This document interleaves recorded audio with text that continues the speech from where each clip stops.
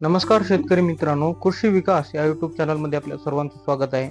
मित्रांनो, आपल्या चॅनलच्या माध्यमातून आपण शेती, शेतीपूरक व्यवसाय, जोडधंदा आणि शासकीय योजनांची माहिती आपण शेतकऱ्यांपर्यंत पोहोचत आहोत मित्रांनो.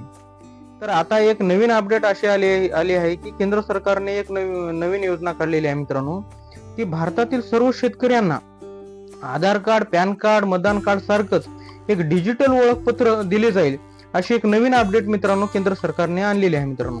आता ते योजनेचं मुख्य उद्दिष्ट सरकारनं असं सांगितलेलं आहे की पीक विमा, पीक कर्ज किंवा इतर शासकीय योजनेचा लाभ घेताना शेतकऱ्याला जे अडचणी येत आहेत ते अडचणी सोडविण्यासाठी आम्ही हे डिजिटल ओळखपत्र आणलेलं आहे, असं केंद्र सरकारने मित्रांनो सांगलेलं आहे. तर आता हे भविष्य काळामध्ये आपल्याला कळेलच की त्याच्यातून किती फायदा होईल आणि किती काय नुकसान होईल, काय होईल ते आपल्याला कळेल मित्रांनो. आता हे 3 टप्प्यात आपल्याला डिजिटल ओळखपत्र दिले जाईल असं केंद्र सरकारने सांगण्यात आलेले आहे मित्रांनो.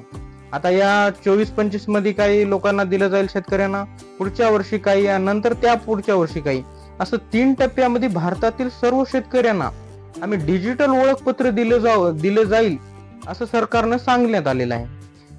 तर मित्रांनो, हीच आपल्यासाठी एक नवीन अपडेट होती. तरी अशा शेतीविषयक नवनवीन माहिती मिळवण्यासाठी आपल्या कृषी विकास युट्यूब चॅनलला सबस्क्राईब करा.